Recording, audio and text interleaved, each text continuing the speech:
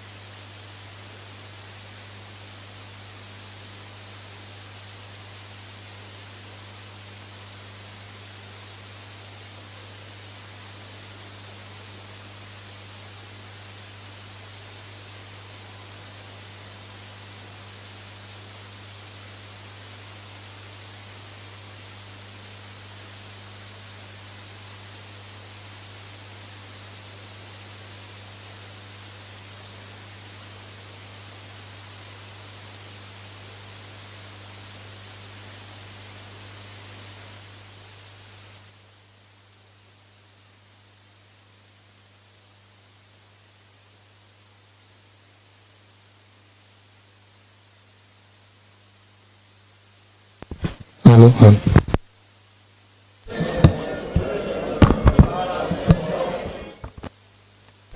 Hello hello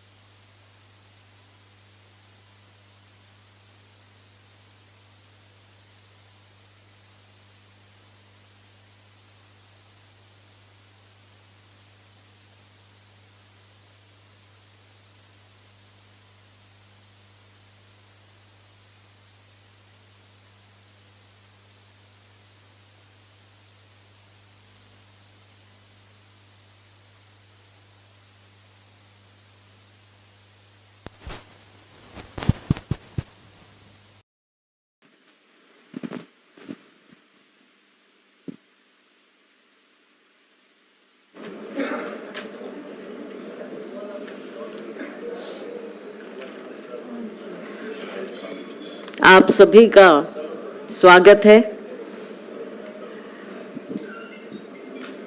आज हम लोग आपके बीच में उपस्थित हैं एक बहुत ही ज्वलंत मुद्दे को लेकर। मेरे साथ रणदीप सुरजेवाला जी, महासचिव ऑल इंडिया कांग्रेस कमेटी, वैसे सभी लोग आपके जाने पहचाने हैं। श्रीमती किरण चौधरी जी, एमएलए और पूर्व सीएलपी लीडर, पूर्व डिप्टी स्पीकर। हमारे साथ शमशेर सिंह गोगी जी, एमएलए असंध। हमारे साथ प्रदीप चौधरी जी, एमएलए कालका। हमारे साथ चंद्रमोहन जी, पूर्व डिप्टी सीएम। हमारे साथ बहन शैली चौधरी जी, एमएलए नारायणगढ़। बहन रेणु बाला जी, एमएलए सढौरा। डॉक्टर अजय चौधरी जी, भूपेंद्र जी, नीले सैनी जी और अन्य साथीगण, संजीव जी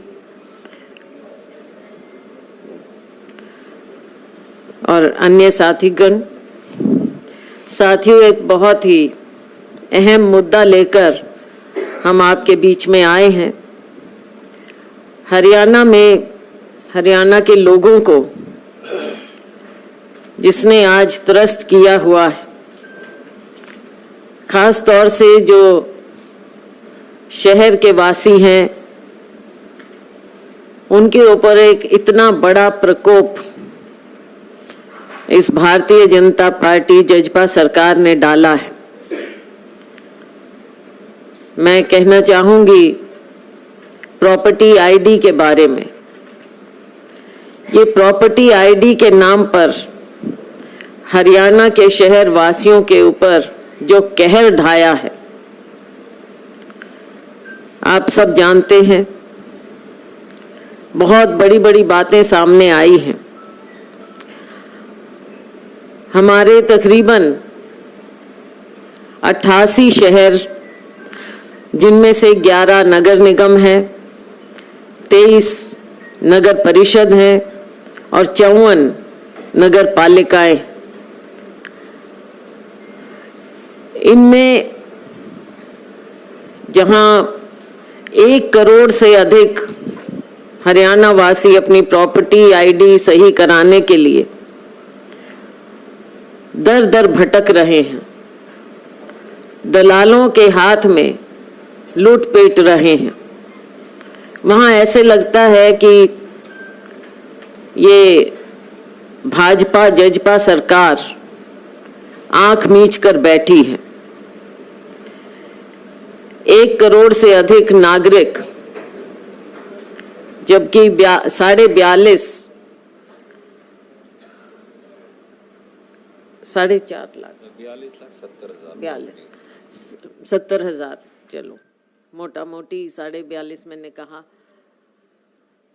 इतने लाख प्रॉपर्टीज हैं, प्रॉपर्टी ओनर, जिनके ऊपर ये इस तरह का कहर ढाया गया है। साथियों, शहर में जो लोग बस रहे हैं, लोग गांव से शहर में आते हैं बेहतर जीवन व्यतीत करने के लिए, कि उन्हें वहां पर बेटर इंफ्रास्ट्रक्चर मिलेगा, प्लान्ड ढंग से घर होंगे, बिजली, पानी, सड़कें, ये सब सुविधाएं मिलेंगी। लेकिन आपने देखा है कि पिछले दिनों में इस सरकार ने, जैसे ये हमेशा आनन फानन में फैसले लेते हैं, ये एक ऐसा फैसला लिया है। साथ में जो बहुत बड़ा मुद्दा है, मुद्दा ये है कि एक बाहर की कंपनी, याशी कंपनी नाम से इन्होंने टेंडर दिया। अब ये राजस्थान की कंपनी थी, इनके साथ इन्होंने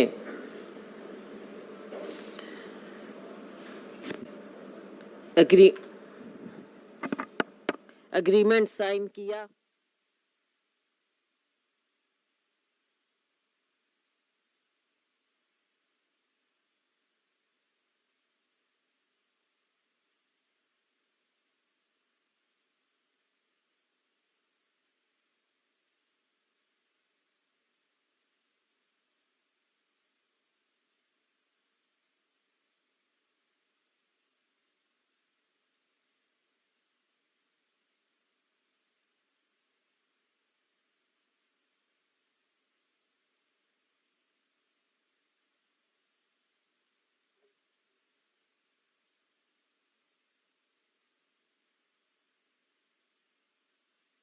तो ठेकेदार कंपनी को दुगना जुर्माना देगा।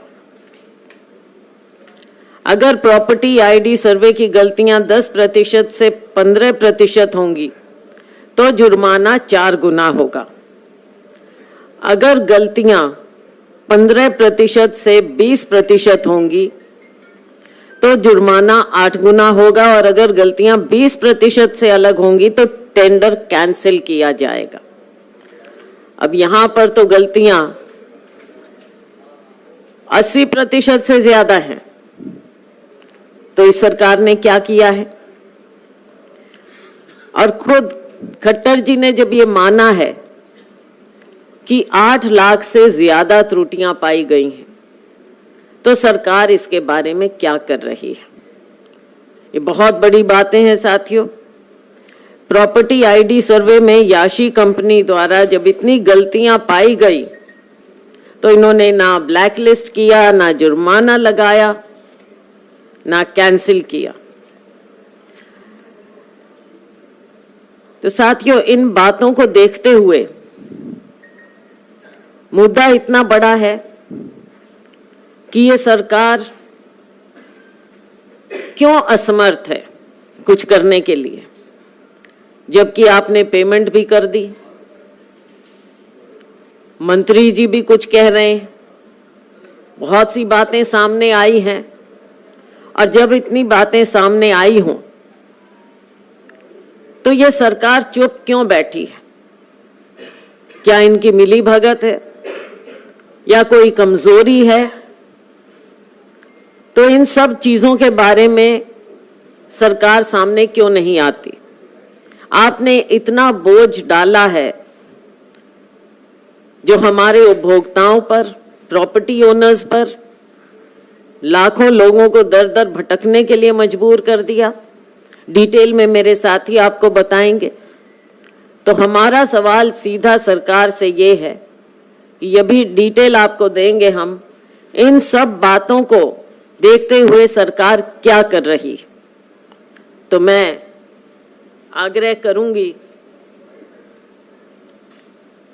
श्रीमती किरण चौधरी, क्या आप बोलोगे? हाँ, मैं आग्रह करूंगी रणदीप जी से कि डिटेल में आपको इनके बारे में बताएं, फिर किरण जी आपको बताएंगे। धन्यवाद। ये ले लो। हेलो, शुक्रिया शैलजा जी। आदरणीय साथियों, जैसा आपके समक्ष रखा, हरियाणा का प्रॉपर्टी आईडी घोटाला इस समय 88 शहरों में बसने वाले 1 करोड़ से ज्यादा हरियाणवियों की जिंदगी का गड़बड़ झाला बन गया है। आज सबसे ज्यादा प्रताड़ित अगर 88 हरियाणा के शहरों में रहने वाले लोगों को कोई चीज कचोट रही है, झकझोर रही है, दलालों के हाथ उनको लुटवा रही है, तो वो प्रॉपर्टी आईडी का गड़बड़ झाला है। हरियाणा की जनता आज नगर पालिकाओं और सड़कों पर धक्के खा रही है, पानी पी पी कर सरकार को कोस रही है, ना कोई लोगों की बात सुनने वाला है, ना कोई प्रॉपर्टी आईडी को दुरुस्त करने वाला है, और ना ही किसी प्रकार की दुरुस्ती का कोई रास्ता भविष्य में नजर आता है। बार बार मनोहर लाल जी कहा करते हैं भ्रष्टाचार के बारे में। असल में अब यह भ्रष्टाचार का मनोहर काल है। तो भ्रष्टाचार का मनोहर काल और प्रॉपर्टी आईडी में 60 करोड़ का घोलमाल। प्रॉपर्टी आईडी की समस्याएं क्या हैं? 42,70,000 हरियाणा की प्रॉपर्टीज का सर्वे हुआ। जैसा शैलजा जी कह रही थी, 7-8 बड़ी समस्याएं इस समय हैं। नंबर 1, दलालों और कर्मचारियों ने वैध कॉलोनी, सैंक्शनड कॉलोनी को अनसैंक्शनड कॉलोनी बना दिया और अनसैंक्शनड कॉलोनीज को सैंक्शनड कॉलोनी बना दिया। अब अगर आपका प्लॉट सैंक्शन या मकान सैंक्शन कॉलोनी में है और उसे अनसैंक्शन में डाल दिया तो सैकड़ों करोड़ रुपया की रिश्वत देकर अब उसे ठीक करवाने के लिए लोग धक्के खा रहे हैं। नंबर 2, अधिकतर प्रॉपर्टी की मलकियत मालिक के बजाय किसी और के नाम चढ़ा दी। शैलजा जी की प्रॉपर्टी किरण जी के नाम चढ़ा दी, किरण जी की प्रॉपर्टी गोगी जी के नाम चढ़ा दी, गोगी जी की प्रॉपर्टी प्रदीप जी के नाम चढ़ा दी। अब लोग धक्के खाते घूम रहे हैं कि ये मकान मेरा है। अब उनको अपने पुश्तैनी मकान जो 10-10 पीढ़ी, 5-5 पीढ़ी, 4-4 पीढ़ी से आप रहते हैं, वहां ये साबित करना पड़ रहा है। तीसरा, कई जगह किराएदारों को मालिक दिखा दिया। अब मालिक को यह साबित करना पड़ रहा है कि मैं मालिक हूं, किराएदार गोगी जी हैं, ये मालिक नहीं है, इसके लिए पैसा देना पड़ता है। चौथा, कई मकानों की एक प्रॉपर्टी आईडी बना दी। तो आपका मकान, आपका मकान, आपका मकान, आपका मकान, चारों के मकान की एक प्रॉपर्टी आईडी बन गई। अब आप घूम रहे हैं दलालों के चक्कर खाते हुए कि भैया मेरा अलग है, इनका अलग है, इनका अलग है, इनका अलग है। पांचवा, प्रॉपर्टी का एरिया और मकान का साइज दोनों जानबूझ के गलत भर दिए। किसी का प्लॉट का साइज 150 गज है, उसका 75 गज लिख दिया या 50 गज लिख दिया। अब वो ये साबित करने के लिए घूम रहा है कि भैया मेरा 75 गज नहीं है, मैं तो 150 गज का मालिक हूं, या नंबर गलत लिख दिया। कई जगह यह भी किया, एक ही मकान के अलग अलग कमरों की अलग अलग आईडी बना दी। कर लीजिए, क्या करोगे आप? बेटे के कमरे की अलग आईडी है, बेटिया की कमरे की अलग आईडी है, मां बाप के कमरे की अलग आईडी है। तो अब उसे यह साबित करना पड़ रहा है दलालों को रिश्वत देके कि साहब ये एक मकान है, इसकी 3 की बजाय 1 की जाए। रिहायशी मकानों को कमर्शियल दिखा दिया, कमर्शियल दुकानों को रिहायशी दिखा दिया। तो जो लाखों हजारों दुकानदार भाई हैं जो कमर्शियल एंटरप्राइज चलाते हैं, कोई छोटी मोटी चक्की आटा चलाता है, कोई दुकान चलाता है, उस बेचारे को यह संकट हो गया कि अब उसकी दुकान कमर्शियल की बजाय रेजिडेंशियल हो गई। तो अब उसे रिश्वत देनी पड़ रही है हजारों रुपया की, यह बताने के लिए कि साहब ये मेरी प्रॉपर्टी जो है ये रेजिडेंशियल है। इसी तरह से जो सरकारी जमीन है, वो नगर पालिका की जमीन हो, वो विभागों की जमीन हो, बहुत सारे लोग उन पर कब्जाधारी हैं नाजायज। उन कब्जाधारी लोगों की प्रॉपर्टी आईडी बना दी। तो आप समझ सकते हैं कि कितने हजारों करोड़ रुपए की ऐसी प्रॉपर्टी होंगी जो सरकार की मलकियत है। कहीं पीडब्ल्यूडी की है, कहीं नगर पालिका की है, कहीं एग्रीकल्चर डिपार्टमेंट की है। अगर किसी ने उस पर कब्जा कर लिया तो उसकी प्रॉपर्टी आईडी बना लिया, वो कहता है ये प्रॉपर्टी मेरी हो गई है। सरकारें कब कंटेस्ट करेंगी, कब देखेंगी, कब वो प्रॉपर्टी उनको वापस मिलेगी, हजारों करोड़ की संपत्ति चली जाएगी। एक ये संकट हुआ है। और इसके साथ साथ एक और यूनिक बात हुई और वो ये, प्रॉपर्टी आईडी के साथ फोन नंबर जुड़ते हैं, उन पे मैसेजिंग आती है करेक्शन के लिए। एक जिले का फोन नंबर दूसरे जिले, महेंद्रगढ़ वाला भिवानी में जोड़ दिया, भिवानी वाला सरसा में जोड़ दिया, अगले को मैसेज ही नहीं आ रहा। अब वो अपने फोन नंबर दुरुस्त करवाने के लिए चक्कर काट रहा है और हजारों रुपए की रिश्वत भी दे रहा है। खट्टर सरकार ने कानून भी बदला था, नो ड्यूज अनिवार्य कर दिया था, आपको पता ही है। नो ड्यूज पोर्टल में ही गड़बड़ हो गई है साथ साथ। तो नगर पालिका के शहरी निकाय विभाग ने 5 चिट्ठी लिखी हैं। उसमें लिखा है कि भयंकर भ्रष्टाचार हो रहा है। पहली बार किसी ऑफिशियल सर्कुलर में यह लिखा कि भयंकर भ्रष्टाचार हो रहा है, लोग हाहाकार कर रहे हैं। मैं आपको उस चिट्ठी में से एक की लाइन पढ़कर बताऊंगा। और यह सारा पोर्टल जो है उनका गड़बड़ में है। सवाल यह कि हरियाणा के लोग कहां जाएं, इसका नतीजा क्या हो रहा है यह समझने की जरूरत है। नतीजा यह है कि शहरों में प्रॉपर्टी की एनओसी नहीं मिलती, नंबर 1। नंबर 2, मकानों का नक्शा पास नहीं हो रहा। नंबर 3, प्रॉपर्टी की रजिस्ट्री, लीज, किरायानामा कुछ नहीं कर पा रहे। नंबर 4, प्रॉपर्टी की विरासत नहीं हो रही। किसी के मां बाप की डेथ हो गई, बच्चों के पास प्रॉपर्टी जानी है, विरासत हो ही नहीं पा रही। नंबर 5, प्रॉपर्टी पर बैंक लोन पास नहीं हो रहे। गरीब आदमी जब मकान बनाता है तो पहले प्लॉट को रहन रख दिया, उस पे कर्जा लिया, कर्जा लेके मकान बना लिया, अब लोन नहीं ले सकते आप। नंबर 6, बकाया जो प्रॉपर्टी टैक्स है वो देने पर अब 100% छूट की स्कीम आई है। जब मेरा आईडी नहीं है तो छूट कहां से मिलेगी। नंबर 7, जो बकाया प्रॉपर्टी टैक्स है वो कोई दे ही नहीं सकता। आप आज अपने प्रॉपर्टी का टैक्स भरने जाओ, आपकी आईडी नहीं है तो टैक्स ही नहीं भरवा रहे। सरकार को भी हजारों सैकड़ों करोड़ रुपए का चूना लगने लग रहा है। तो सच्चाई यह है साथियों कि 13 अगस्त 2019 को वो याशी कंपनी जिसकी चर्चा शैलजा जी ने की, उनके साथ एग्रीमेंट हुआ। उस एग्रीमेंट की कॉपी भी हम आपको भेज रहे हैं जिसकी चर्चा शैलजा जी ने आपसे की। उस एग्रीमेंट के मुताबिक 4 महीने में ये काम पूरा होना था, यानी 12 दिसंबर 2019 तक। ये काम 10 एक्सटेंशन दे ली, आज तक पूरा नहीं हो लिया। हम 2023 की जुलाई में हैं अब, जो काम 4 महीने में पूरा हो जाना चाहिए था। तो 88 शहरों में 42,70,000 प्रॉपर्टी का सर्वे हुआ, 85% गलत है। और सरकार को ही नहीं पता कि कितनी गलतियां हैं। उसके 2 उदाहरण हैं। डॉक्टर कमल गुप्ता ने 17 दिसंबर 2022 को, जो शहरी निकाय मंत्री हैं, कहा कि 15.5 लाख गलतियां हैं। 42,70,000 में 15.5 लाख गलतियां।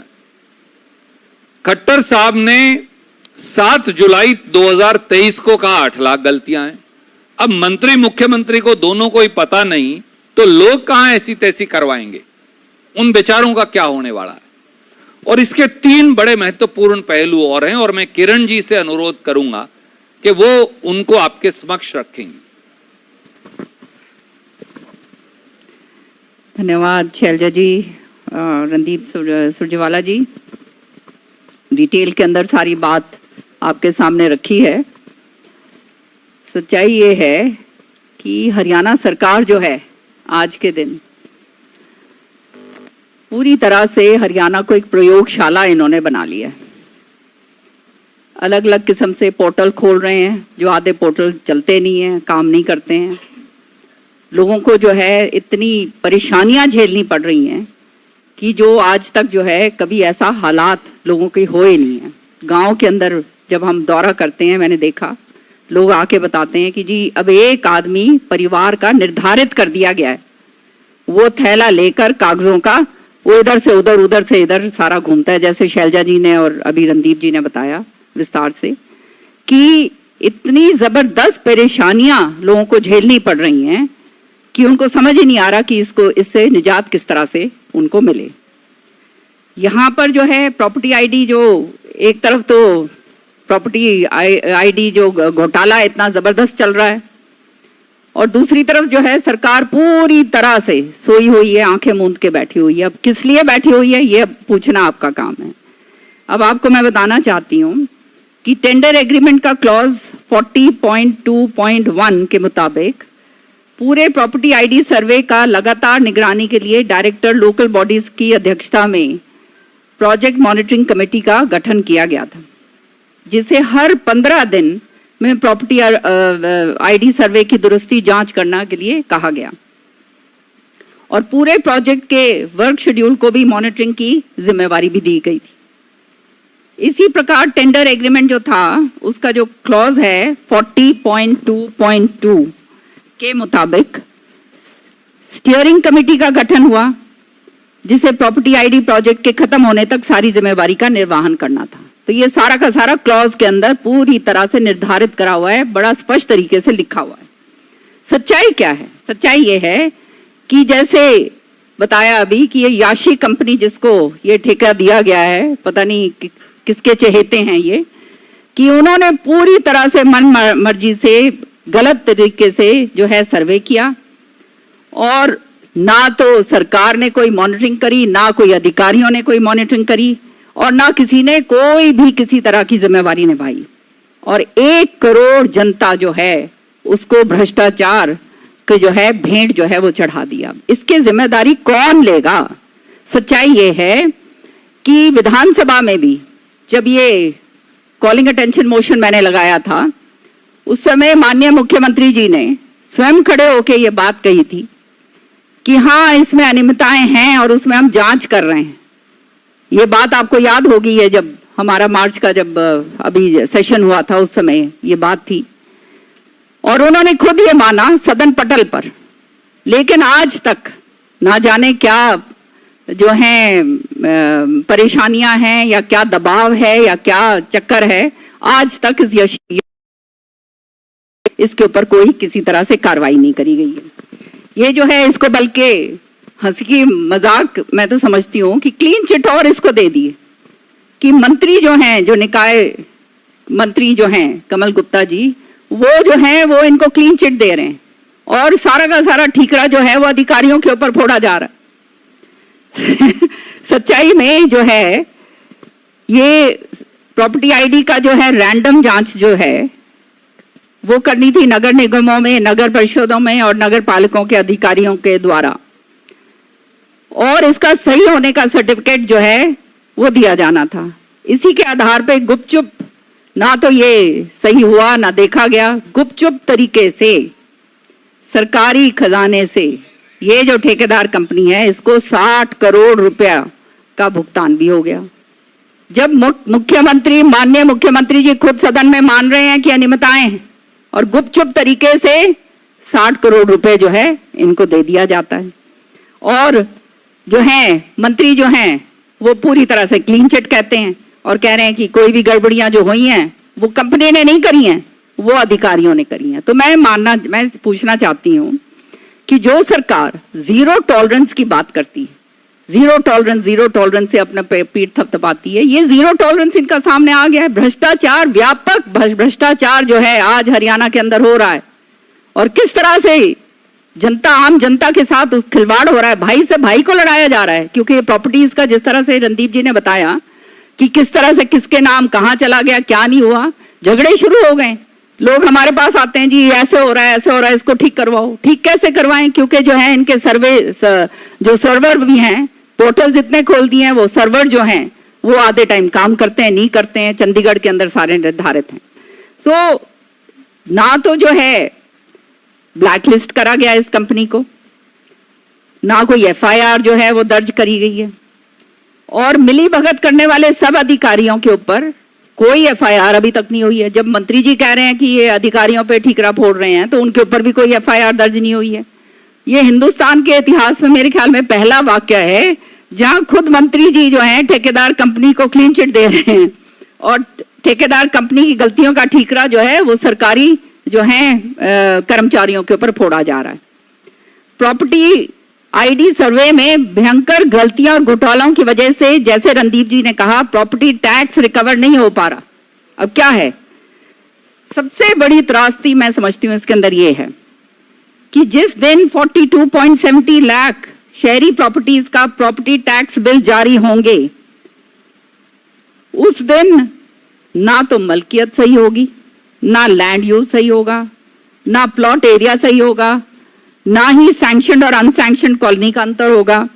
और इसलिए प्रॉपर्टी बिल इशू जो है जब किए जाएंगे तो टैक्स कैसे दिया जाएगा। तो सच्चाई के अंदर कितनी जबरदस्त चपेट जो है हमारे खजाने को ये सरकार लगा रही है, ये आलम इनका है। पूरी तरह से व्यवस्था इनके पास है ही नहीं। भ्रष्टाचार तो है पर व्यवस्था प्रबंधन भी पूरा खराब है। ये जब पूरी तरह से, जब ये इतना, एक तरफ तो इतने करोड़ों रुपए के अंदर हम जो है कर्जे में डूबे हुए हैं, और ये व्यवस्था इनकी ये है कि ये इस तरह से जो है इन्होंने जो ये प्रॉपर्टी बिल जो है अब जब इशू करेंगे तब क्या आलम होगा, आप सोच सकते हैं कि उसका जो है क्या हाल होगा, और सरकारी चूने पर किस तरह से उसके ऊपर ये चपत लगाई जा रही है। तो सच्चाई ये है कि आज के दिन ये सरकार पूरी तरह से विफल है, हर आदमी के लिए परेशानी का सबब बन गई है। और पूरा मैं आगे शैलजा जी को देती हूँ, पूरी तरह से जो डिमांड रखनी है वो बताएंगी कि किस तरह से आज जो है हरियाणा के अंदर 10 साल के अंदर ये सरकार ने आम आदमी के ऊपर पूरी तरह से भ्रष्टाचार किस तरह से व्यापक रूप से फैलाया हुआ है।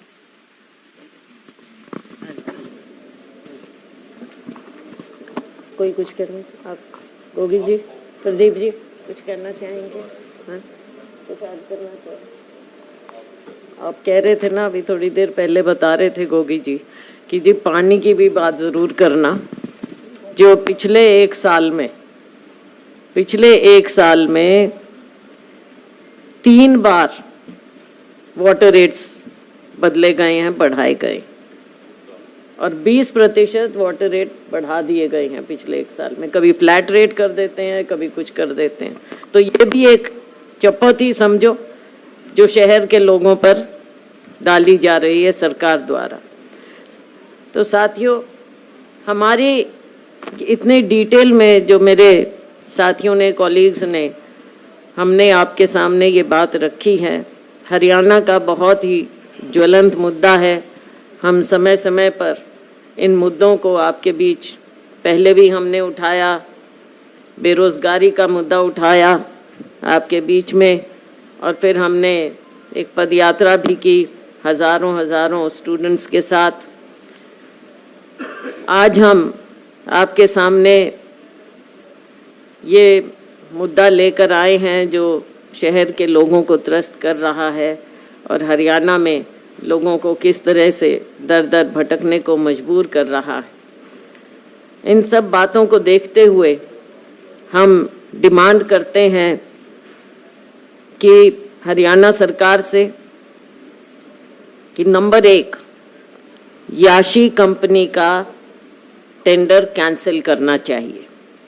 सबसे पहले इनका टेंडर कैंसिल करें, जो कि प्रावधान था और इन्होंने लागू नहीं किया। नंबर 2, 60 करोड़ रुपए की रिकवरी होनी चाहिए।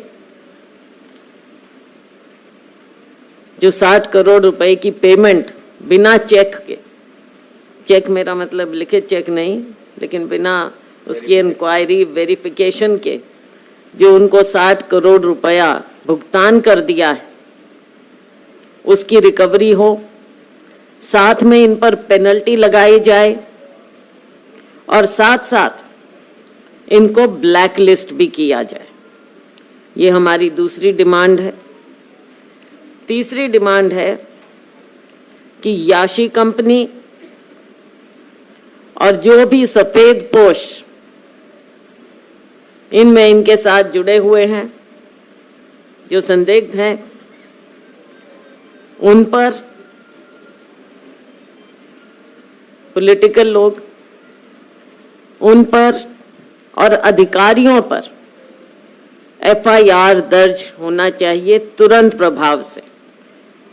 ये कैसा हो रहा है कि सबको मालूम है, कहा जा रहा है कि ये सब त्रुटियां भी हैं, गलतियां भी हैं, और उसके बावजूद कोई एक्शन नहीं हो रहा। हमारी चौथी डिमांड है कि जो ये हरियाणा के शहर वासियों पर इतना बड़ा ये बोझ डाल दिया है, सर्वे करके गलत, जो उनको हर चीज में गलतियां पाई गई, जैसा मेरे साथियों ने बताया डिटेल में। हमारी डिमांड है कि ये सारा सर्वे जो है ये फर्जी सर्वे है, इसको तुरंत प्रभाव से स्क्रैप करें, और जो लोगों के कामकाज हैं, चाहे उनको अपनी प्रॉपर्टी ट्रांसफ़र करनी है, रजिस्ट्रेशन है, तरह तरह के जो काम हैं रुके हुए हैं, उन्हें तुरंत शुरू किया जाए। और पांचवी डिमांड, क्योंकि साथियों इस सरकार पर हमें भरोसा, हमें क्या किसी को भी नागरिक को भरोसा नहीं रहा। भरोसा होता कि जब ये पता लगते ही पहले तो गलत होने नहीं देते, हो गया तो तुरंत कुछ एक्शन होना चाहिए था।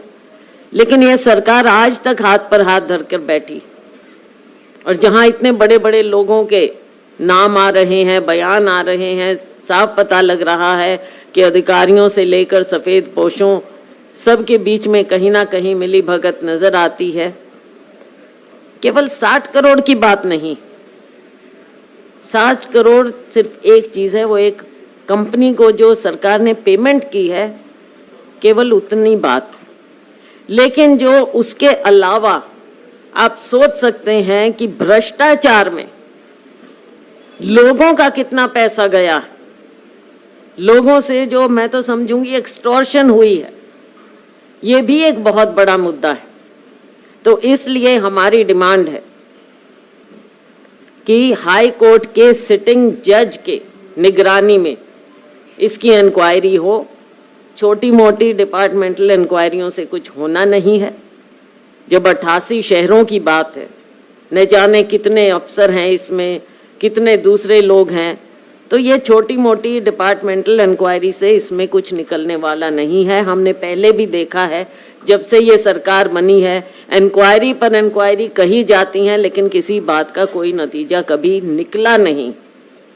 करनाल में ही खुद कितना बड़ा घोटाला हुआ था, कुछ नहीं। रजिस्ट्रेशन घोटाला, कुछ नहीं। शराब घोटाला, कुछ नहीं। किसी घोटाले का आज तक कोई अंजाम नहीं आया। इसलिए हमारी डिमांड है कि हाई कोर्ट के सिटिंग जज की निगरानी में, और अगर ये सरकार सच्चे मायने में दिखाना चाहती है कि ये भ्रष्टाचार के खिलाफ हैं, तो इनको ये डिमांड माननी चाहिए और हाई कोर्ट के सिटिंग जज की निगरानी में एक इंक्वायरी बिठाना चाहिए। ये हमारी डिमांड है। बहुत बहुत धन्यवाद। Any questions you're welcome to ask.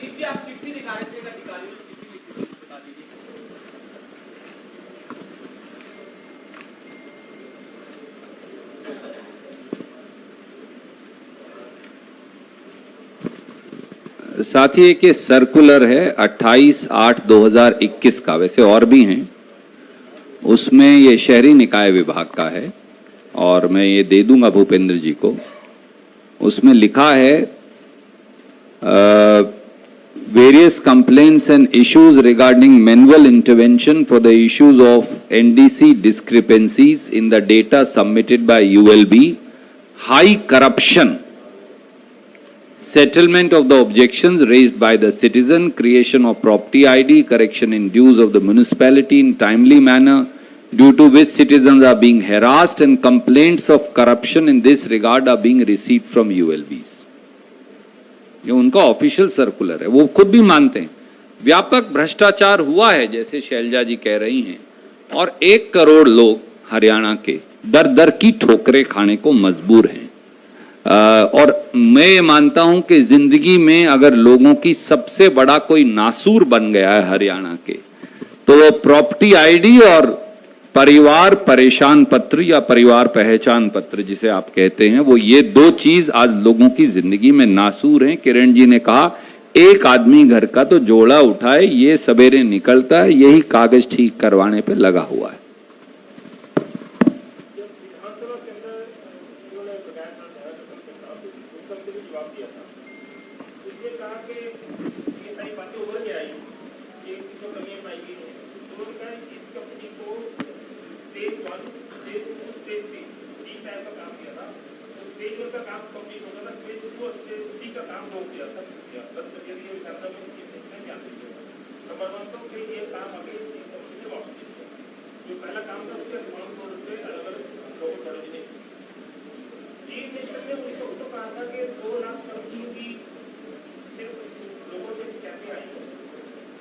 बाद में ये बातें आई सामने, और कमल गुप्ता भी ये कहते हैं कि बहुत कम है, हमने सारी चीजें दूर करती हैं, हमसे विदेश कहते हैं कि लगभग दूर करती हैं, 99% करती हैं। लेकिन अभी चीफ मिनिस्टर साहब का जो आप रेफरेंस दे रहे हैं उसमें मैंने पूछा था कि 8 लाख कहते आई, उसको तो विधानसभा के अंदर इतने कम कहते बताए गए, तो 8 लाख कहाँ से आ सकते हैं? डिप्टी कमिश्नर्स ने क्लास अगर आप पढ़ेंगे 5% से ऊपर अगर होंगी, मैंने पढ़ के बताया था, कोई दिक्कत थी। 5 से नीचे रखा सीबीडीसी 4.5, 4.4, 4.0, मतलब इतनी कमी है, उससे ज्यादा कमी मिलता है। तो और तो उसी से स्टार्ट होता था, लेकिन जांच नहीं हुई, आपने तो जांच करवाई, जांच तो नहीं सकती। मेरा प्रश्न है कि जो विधानसभा का दिया गया वहां पर क्या क्या क्या अगर सही ना हो तो क्या होता है? सदन पटल के ऊपर जो बात कही जाती है वो पूरे वो दे दो मेरे को, है ना? हाँ हाँ, सदन पटल पे आप जानते हैं ये ध्यानाकर्षण प्रस्ताव मैंने रखा था, और जब ये जवाब मिला था, और सदन पटल के ऊपर जो जवाब अगर दे दिया जाता है तो वो पूरी तरह से मान्यता होती है उसकी। यही तो कहने की बात है कि जहां मुख्यमंत्री जी ने स्वयं उस समय स्वीकारा था कि हाँ इसमें त्रुटियां हैं इसके अंदर, उसके बावजूद कोई कार्रवाई नहीं हुई है। उसके बाद 60 करोड़ रुपए दे दिए गए हैं, और उसके बाद जो है जो एफआईआर, जैसे शैलजा जी ने कहा एफआईआर और सब कुछ होना चाहिए था, वो नहीं हुआ। आपके एक एक्टिविस्ट हैं पीपी कपूर साहब, उन्होंने लोकायुक्त को शिकायत दी हुई है, सारा कुछ उन्होंने डिटेल के अंदर उन्होंने डाला हुआ है, उसके बावजूद कुछ नहीं हो रहा है। तो आप जानते हैं ये 0 टॉलरेंस वाली सरकार जो है, ये तो खाली बात करने वाले लोग हैं। असलियत के अंदर आज के दिन हरियाणा के अंदर व्यापक घोटाले पे घोटाले हो रहे हैं। और ये सच्चाई ये है कि ये जब सदन पटल पे जो चीज बोली जाती है अगर वो पूरी नहीं होती है तो ये जो है उसके अंदर उसके ऊपर कार्रवाई करी जा सकती है, लेकिन सरकार तो इनकी है। क्यों कर सकते हैं हम? बिल्कुल कर सकते हैं, बिल्कुल बिल्कुल पूरी तरह से।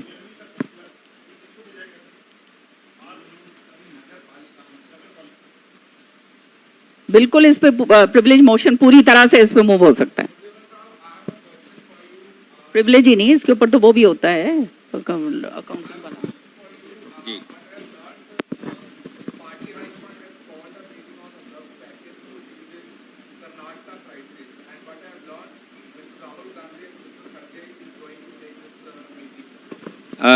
My dear friend, this is not the press conference meant for that, and I assure you there is no crisis. We have a strength of 138 legislators, which is unprecedented.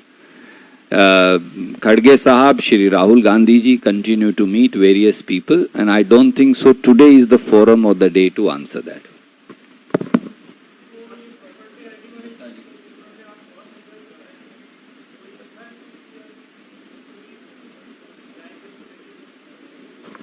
Gupta ji, ये लोगों की जिंदगी से जुड़ा हुआ मुद्दा है, जिसने हरियाणा के 88 शहरों में रहने वाले लोगों की जिंदगी को दूभर कर दिया है।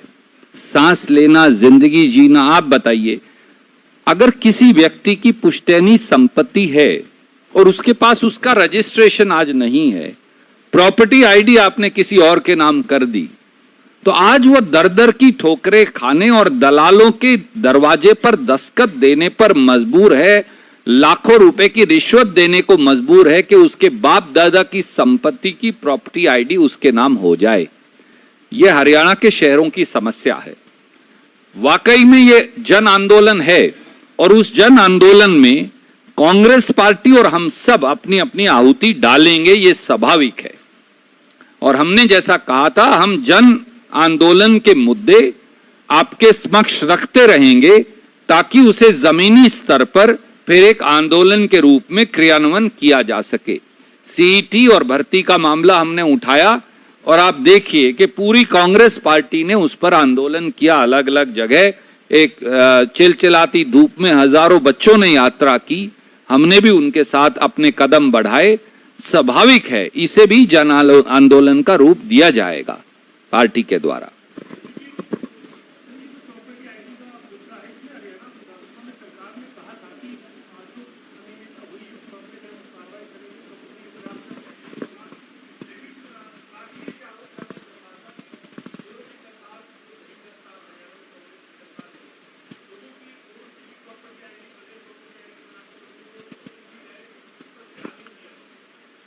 राष्ट्रीय स्वयंसेवक संघ और खट्टर साहब को नए नए स्वप्न आते हैं। हरियाणा में किसने कहा था प्रॉपर्टी आईडी के लिए? हरियाणा के तो किसी व्यक्ति ने मांग नहीं की। फिर भी आप प्रॉपर्टी आईडी बनाना चाहते हैं, बनाइए, पर क्या वो भ्रष्टाचार का अड्डा बन सकती है? क्या वो पूरे हरियाणा के करोड़ों लोगों को, 88 शहरों में रहने वाले लोगों को लाइनों में खड़ा कर दलालों के दरवाजों पर दस्तखत देने को मजबूर कर सकती है? क्या वो लोगों को पानी पी पी कर खट्टर सरकार को कोसने के लिए की ड्योढ़ी पर लाकर खड़ा कर सकती है? क्या सुनवाई के नाम पर धक्के और भ्रष्टाचार की भेंट चढ़ा सकती है? ये सब खट्टर साहब ने किया। इसीलिए तो मैंने कहा, भ्रष्टाचार का मनोहर काल और प्रॉपर्टी आईडी में 60 करोड़ का गोलमाल, यही वास्तविकता है।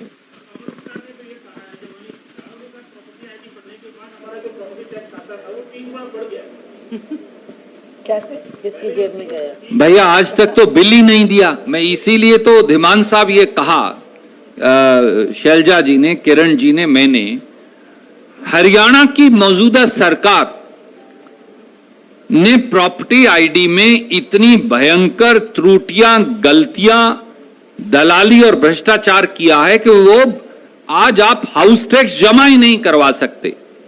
तो जो सैकड़ों करोड़ रुपए का टैक्स सरकार को आता था, उसको भी चूना लग रहा है। 200, 300, 400 करोड़ की कलेक्शन होगी, मुझे एग्जैक्ट डेटा नहीं पता। और आज तक नई प्रॉपर्टी आईडी के आधार पर कोई हाउस टैक्स का बिल जारी नहीं हुआ। जिस दिन 42,70,000 प्रॉपर्टी आईडी का बिल जारी होगा, अभी तो वो लोग घूम रहे हैं, आपको लोन लेना है, आपको विरासत का इंतकाल करवाना है, आपको एनओसी लेनी है, आपको मकान का नक्शा लेना है, अभी तो वही बेचारे धक्के खा रहे हैं। जिस दिन हाउस टैक्स का बिल आ गया उस दिन सब कुछ गलत मिलेगा और हाहाकार मच जाएगा। इवन सुअर का कनेक्शन भी। इसे प्रॉपर्टी आईडी बनाने के बाद मैसेज भी गए थे मोबाइल पे, जो अलग बात है कि कौन से गड़बड़ी वाली चला गया। इसके नोटिस जारी हुए हैं, तभी तो 8 लाख जो कैसे लोग आए हैं, क्योंकि मेरा इतना कैसे आ गया प्रॉपर्टी आईडी, नाम गलत कैसे चल गया, ये मेरा तो आईडी नहीं था। देखिए, मंत्री ये कहते हैं 15.5 लाख हैं, मुख्यमंत्री कहते हैं कि 8 लाख हैं। शैलजा जी ने वो कॉन्ट्रैक्ट की क्लॉज पढ़कर बताई कि अगर 20% है तो टेंडर कैंसिल होकर पूरा चीज स्क्रैप होनी चाहिए। अब अगर 42,70,000 हैं और 15.5 लाख कंप्लेंट्स हैं तो 20% से ज्यादा हो गई, तो टेंडर स्क्रैप होकर फ्रेश सर्वे क्यों नहीं हुआ? क्या खट्टर साहब इसी बात का जवाब दे दें? 8 लाख हैं तो भी 20% हो गई, उसका जवाब दे दें। आप याशी कंपनी के साथ हैं या हरियाणा के लोगों के साथ? सवाल ये। याशी कंपनी में आपने कहा घोटाला किया है और उसके ऊपर कोई कार्रवाई नहीं हो रही है, कोई लगता है आपको कि सरकार में से उनके साथ मिला हुआ है या कोई हिस्सेदार है, इसलिए कार्रवाई नहीं कर रही है? खट्टर सरकार सीधे सीधे याशी कंपनी से मिली है हरियाणा के लोगों को प्रताड़ित करने के लिए। 5 मांगें कुमारी शैलजा जी ने हम सबकी ओर से आपके समक्ष इसलिए रखी। टेंडर कैंसिल हो, याशी कंपनी ब्लैकलिस्ट हो, एक प्रॉपर हाईकोर्ट के सिटिंग जज में इंक्वायरी हो, एफआईआर दर्ज हो, सर्वे स्क्रैप हो। हमने 5 मांगे इसीलिए आपके समक्ष रखी। देखिए, ये तो इंक्वायरी इसीलिए कहा, अगर सब कुछ ठीक है तो हम चुनौती देते हैं माननीय खट्टर साहब को, दुष्यंत चौटाला जी को, कि आगे आए और आप टेंडर की शर्तों को लागू कर दें, उसी दिन सर्वे स्क्रैप हो जाएगा। और एक नई इंक्वायरी करवाएं सिटिंग हाईकोर्ट जज से, क्योंकि बिल्ली को दूध की रखवाली नहीं बिठाया जा सकता। खट्टर सरकार ही असल में दोषी है, तो बिल्ली दूध की रखवाली कैसे होगी? इसीलिए शैलजा जी ने कहा सिटिंग हाईकोर्ट जज से इंक्वायरी हो। लेकिन मुख्यमंत्री हरियाणा 2014 अक्टूबर से बोल रहे कि सुशासन सरकार चलेगी, हमारा सुशासन। उसका जीता जागता प्रमाण ये है, जीता जागता प्रमाण है सुशासन का। जो शहर के लोग, गांव के लोग कोई परिवार पहचान पत्र के लिए, कोई प्रॉपर्टी आईडी के लिए दर दर भटक रहे हैं, वो सुशासन की मिसाल है हरियाणा में। मुख्यमंत्री जी तो कह रहे हैं कि इस प्रॉपर्टी आईडी स्कीम को स्वामित्व योजना के नाम से भारत सरकार ने भी स्वीकार किया। हमने क्या कहा? प्रॉपर्टी आईडी की आड़ में भ्रष्टाचार, दलाली, घोटाला और लोगों को प्रताड़ित करने का धंधा नहीं चल सकता। आपको प्रॉपर्टी आईडी बनानी है, उसका सही तरीका है, सही तरीके से बनाइए। एक एक घर का दरवाजे का दस्तखत दीजिए, घर की मेजरमेंट, प्लॉट नंबर, मलकियत का निर्णय कीजिए, तब प्रॉपर्टी आईडी बनाइए।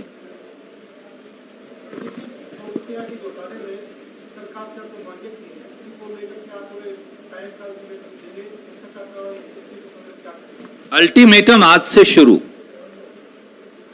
और इस अल्टीमेटम पर अगर कार्रवाई नहीं हुई तो जन आंदोलन कांग्रेस पार्टी करेगी।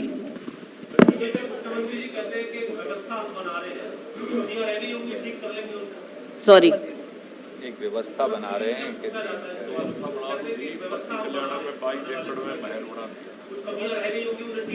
ये कुछ कमियां हैं जो इतना कुछ आपके सामने आया है। करोड़ों लोगों को आपने सड़क पर लाकर खड़ा कर दिया है, लाखों लोगों को। तो ये व्यवस्था बनाने का कौन सा नया एक नायाब तरीका अपनाया है इस भारतीय जनता पार्टी जजपा सरकार ने? ऐसे कैसे हो सकता है? क्या इनको कुछ पता नहीं है जमीन पर क्या हो रहा है? जबकि आपके ऑफिशियल लेटर्स भी दिखा रहे हैं कि व्यापक भ्रष्टाचार हो रहा है। और जब ये भ्रष्टाचार शब्द आ जाता है और ऑफिशियल लेटर्स के माध्यम से आता है, तो सरकार ने क्या किया है? कितने लोगों के ऊपर कार्रवाई हुई है? कहीं एफआईआर दर्ज हुई है कि नहीं हुई है? ये सारी बातें सामने आनी चाहिए, लेकिन कुछ भी सामने नहीं आएगा। सुशासन या कुशासन?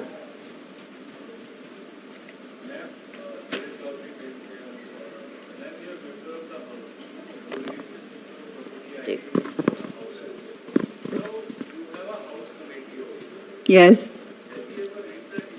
Assurances committee, yes. Assurances committee के अंदर ये जो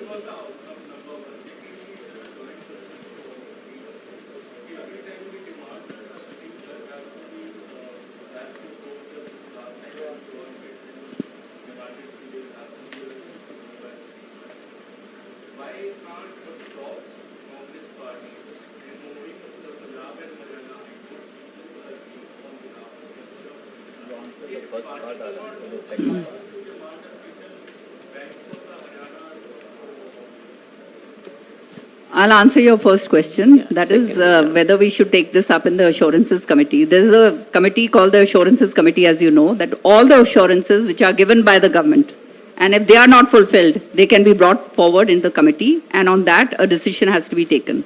So everything that is said in the House, that is a part of an assurance. Either it is an assurance or it's an undertaking given by the government. So definitely, this thing can be taken up in the Vidhan Sabha, and we will do it in the coming session. As far as the second, I didn't really clearly hear what you were saying. हाँ. High Court का sitting judge. I think Randeep ji, you answer this. हाँ. Let him answer. He'll answer. Sure.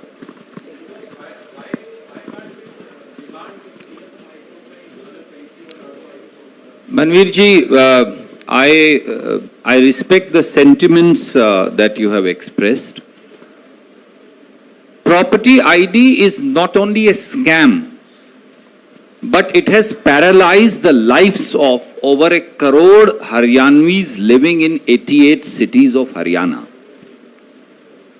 Why we have raised the issue of a sitting High Court judge conducting an inquiry is that Mr. Manohar Lal Khattar and Mr. Dushyant Chautala and the BJP-JJP government have lost the mandate and support of the people. They are only carrying on a government purely on account of a constitutional tenure. You said, why are you not going to the High Court? I am saying we are going first through you and then physically to People's Court. For us, People's Court is the final arbiter. And if we are right, and as people largely say in Haryana, BJP, JJP will be decimated by people of Haryana. Many people have gone to the court, even in CET matter. Many students have gone. Last time, I think this question was put. Individual grievances or collective grievances will be sorted out by people who are actually physically aggrieved in an individual case. We are here to raise and champion people's voice collectively of people living in 88 cities, and we believe firmly that People's Court is the final arbiter for the sins, unpardonable and unforgivable sins being committed by the government headed by Mr. Manohar Lal Khattar and Dushyant Chautala.